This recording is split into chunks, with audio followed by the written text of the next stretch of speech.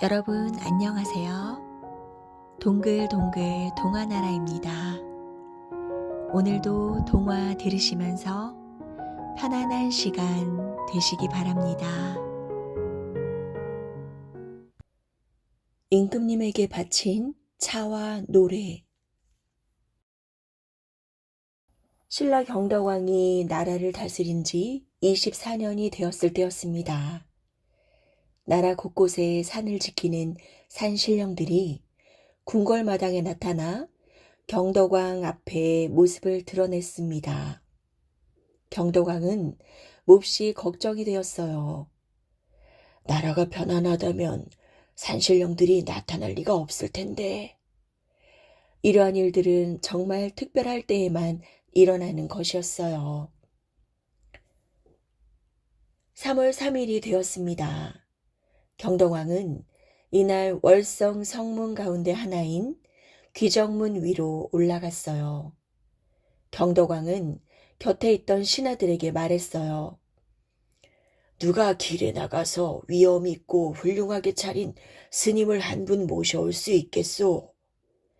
신하들은 경덕왕의 속마음을 헤아릴 수 없었습니다.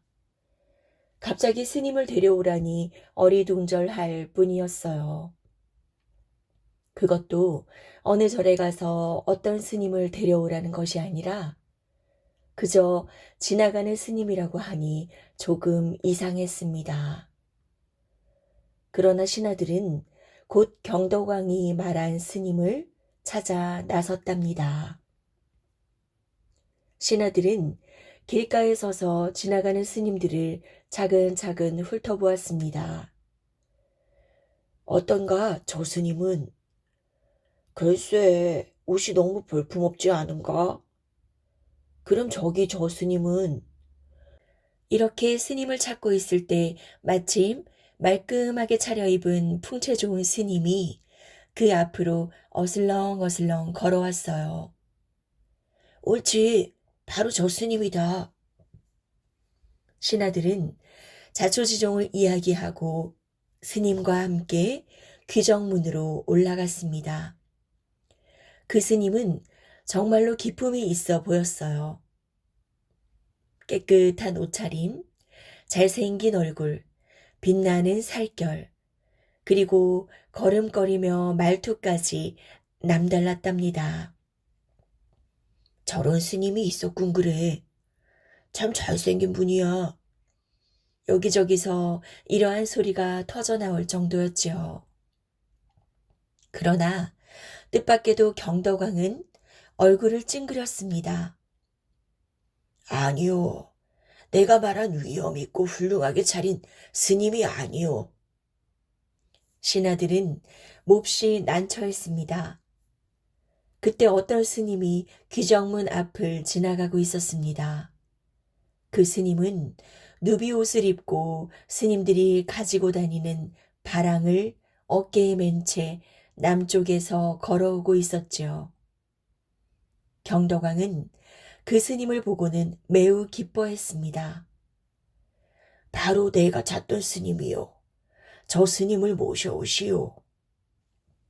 신하들은 고개를 갸웃거리며 스님을 내려다 보았습니다. 방금 전에 왔던 스님과는 비교가 되지 않을 정도로 초라해 보이는 스님이 경덕왕이 찾고 있던 스님이라니 알 수가 없었어요. 드디어 그 스님이 누가 위로 올라오자 경덕왕은 반갑게 맞았습니다. 어서 오시오. 경덕왕은 먼저 스님이 메고 있는 바랑을 들여다보았어요. 그 속에는 차를 다리는 도구가 들어 있을 뿐이었어요. 경덕왕과 스님은 한동안 말없이 서로를 바라보며 미소만 지었습니다. 신하들은 어리둥절한 얼굴로 경덕왕과 스님의 얼굴을 번갈아 쳐다보았죠. 경덕왕이 먼저 입을 열었어요. 스님, 이름이 무엇이오? 예, 중담이라고 하옵니다. 스님의 대답을 듣자 경덕왕의 얼굴이 환해졌습니다. 경덕왕과 충담 스님은 마치 오랜 친구처럼 다정하게 이야기를 이어나갔어요. 경덕왕은 충담 스님에게 또 물었습니다. 어디에서 오시는 길이요? 충담 스님은 공손하게 대답했어요. 예, 저는 해마다 3월 3일과 9월 9일이면 남산 삼화령이라는 고개에 올라 미륵 세종께 차를 다려서 올리고 있사옵니다. 지금도 막 차를 올리고 돌아오는 길이옵니다. 그 말에 경덕왕의 얼굴이 더욱 밝아졌어요. 경덕왕은 부처님께 올린다는 차가 어떤 맛인지 궁금했습니다. 그렇다면 혹시 나도 그 차를 한 잔 나누어 마실 인연이 되겠소? 스님은 바랑에서 차와 차 다리는 도구들을 꺼내 정성껏 차를 다렸어요. 잠시 후 스님은 차를 따르며 말했습니다. 드셔보시옵소서. 경덕왕은 세상에서 좋다는 차는 다 마셔보았지만 이렇게 좋은 차는 처음이었어요. 맛이 매우 깊을 뿐만 아니라 향기도 신비롭고 은은했지요. 차 한 잔을 다 마시고 나서 경덕왕은 비로소 충담 스님에 대해 자신이 알고 있는 이야기를 털어놓았어요. 내가 듣기로는 스님이 지은 기파랑을 찬미하는 노래의 뜻이 매우 고상하다고 하던데 그게 정말이요?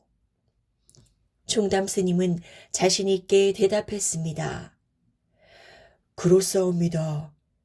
한번 들어볼 수 있겠소?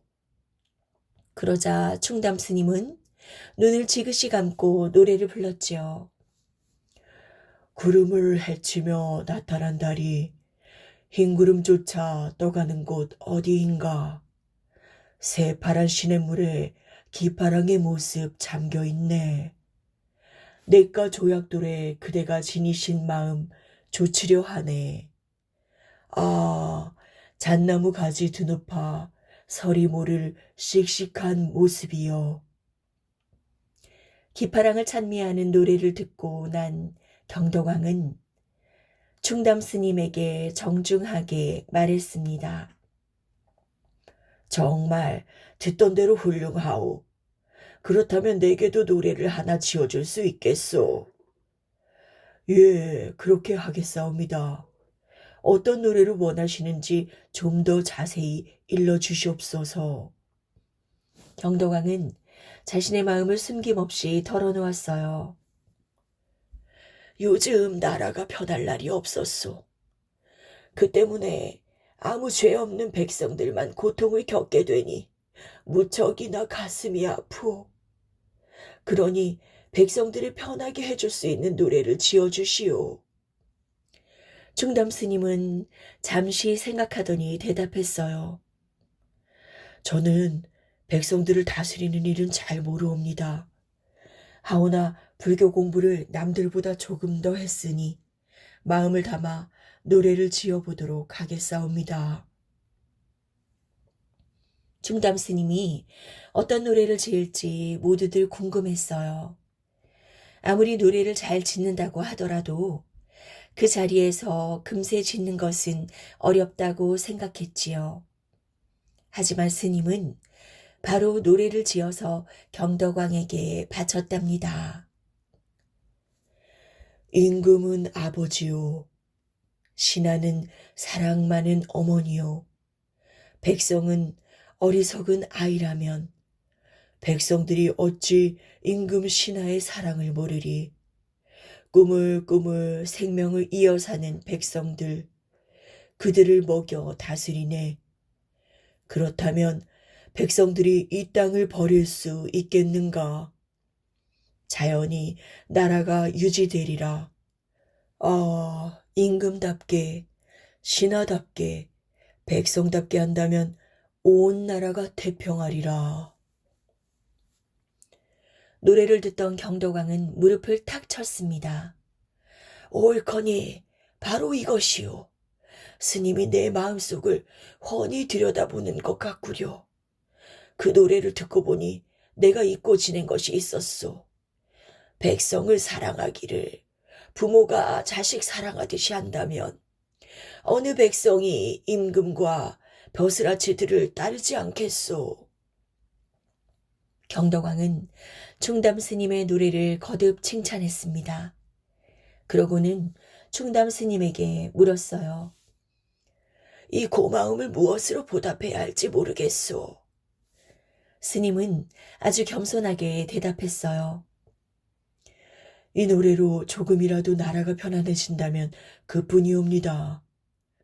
그러나 경덕왕은 충담 스님을 그냥 보내기가 서운했습니다. 스님, 나의 스승이 되어 내 곁에 머물러 주시오. 경덕왕은 충담 스님에게 왕의 스승인 왕사라는 벼슬을 내렸습니다. 그러나 충담 스님은 끝내 사양하고 돌아갔답니다. 까막나라의 불개. 땅에 여러 나라가 있는 것처럼 하늘에도 많은 나라가 있는 거 알고 있나요? 그 중에 까막나라라는 이상한 나라도 있대요. 그 나라는 언제나 한밤중처럼 깜깜하죠. 해와 달이 없기 때문이에요.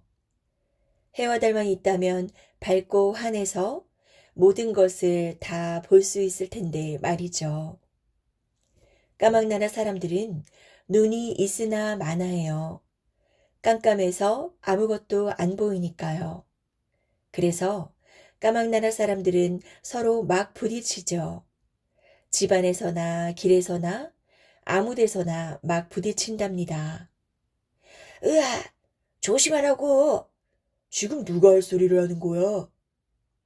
그런데 그거 알아요? 까막나라에서는 사나운 개가 많이 산대요. 개는 밤눈이 밝아서 어두운 데서도 잘 보거든요. 까막나라 사람들은 그 개들을 불개라고 부르죠. 불을 훔치는 데 쓰는 개라는 뜻이에요. 지긋지긋한 까막나라의 어둠을 몰아내려고 까막나라 임금님이 그 개들에게 해와 달을 훔쳐오라고 시키거든요. 까막나라 임금님은 어떻게 하면 해를 구할 수 있을까 밤낮으로 고민을 했어요. 그러다가 그 나라에서 가장 사나운 개를 불러들여 명을 내렸죠. 내가 가서 해를 훔쳐오너라. 어두워서 도무지 살 수가 있느냐? 해를 훔쳐오기만 하면 너에게 큰 상을 주마. 불개는 임금님의 명을 받고 길을 떠났어요. 끝도 한도 없이 넓은 하늘을 달렸죠. 며칠을 달렸을까? 불개는 눈부시게 빛나는 해 앞에 도착했어요. 불개는 몸이 곧 타버릴 것처럼 화끈화끈했지만 두 눈 딱 감고 해를 꽉 물었어요. 뜨거워! 해가 어찌나 뜨거운지 불개는 금방 뱉어버렸어요. 마치 입이 지글지글 타는 것 같았어요. 하지만 그냥 물러설 수는 없잖아요. 이걸 어떻게 가져가지? 곰곰이 생각했지만 다른 방법이 없었어요. 불개는 다시 눈을 질끈 감고 해를 덥석 물었죠. 뜨거워! 하지만 또 금방 뱉고 말았어요. 불개는 해를 물었다 뱉고 또 물었다 뱉고 하다가 그만 지쳐버렸어요. 불개가 맨입으로 돌아오자 임금님은 버럭 화를 냈어요. 이놈아, 그냥 돌아오면 어쩐단 말이냐? 불개는 풀이 죽어 고개를 푹 숙였어요. 해가 너무 뜨거워서 물고 올 수가 없었어요. 뜨겁다고 그냥 뱉어버렸단 말이냐? 못난 놈. 임금님은 불개를 호되게 나무랐지만 어쩔 도리가 없었어요. 임금님은 몇 날 며칠을 어둠 속에서 고민을 했어요. 옳지. 임금님은 무릎을 탁 치며 다른 불개를 불러들였어요. 이번에는 네가 가서 달을 훔쳐오너라. 달은 뜨겁지 않으니 괜찮을 게야. 달은 해처럼 밝지는 않지만 없는 것보다는 낫다고 생각한 거죠. 이번에도 불개는 여러 날을 달려 달까지 갔어요. 달은 눈처럼 환하게 빛나고 있었죠. 불개는 뜨겁지 않으니 괜찮겠지 하고 달을 꽉 물었어요. 차가워. 하지만 잠시도 물고 있지 못하고 그대로 뱉어야 했죠. 달이 얼음보다 더 차가웠던 거예요. 불개는 차가운 달을 물었다 놓았다 하다가 또 그냥 돌아오고 말았어요. 못난 놈, 그거 하나 못 물어온단 말이냐? 임금님은 맨입으로 돌아온 불개를 보고 야단을 쳤어요. 하지만 한숨을 푹푹 쉬는 것 말고는 어떻게 해볼 도리가 없었죠. 임금님은 깜깜한 어둠 속에서 머리를 싸매고 고민을 했어요. 환하게 밝은 다른 나라들을 생각한다면 부러워 견딜 수가 없는 거예요. 해만 있다면, 달만 있다면. 임금님은 날마다 한숨을 푹푹 쉬다가 가슴이 꽉 막혀 답답해지면 또 다른 불개를 불러 명령했어요. 해를 훔쳐오너라. 달을 훔쳐오너라. 불개를 보내고 또 보내고 자꾸자꾸 보냈어요. 백성들이 어둠 속에서 한숨 쉬는 소리를 들으면 곧 가슴이 터져버릴 것만 같았거든요. 불개들은 임금님의 명에 따라 해에 갔다 되돌아오고 달에 갔다 되돌아오고 쉬지 않고 왔다 갔다 했어요. 하지만 해는 뜨거워서 물어올 수가 없고 달은 차가워서 물어올 수가 없었어요. 까막나라 임금님은 요즘도 가끔 불개를 보낸대요. 대낮에 갑자기 해가 사라졌다가 다시 나타날 때가 있잖아요. 그럼 온 세상이 깜깜해지죠. 그것을 일식이라고 하는데 불개가 와서 해를 덥석 물었다 뱉는 거라네요. 또 환한 달이 갑자기 사라졌다가 다시 나타날 때가 있거든요. 그럼 또 온 세상이 깜깜해지죠. 그것을 월식이라고 하는데 불개가 와서 달을 덥석 물었다 뱉는 거라네요.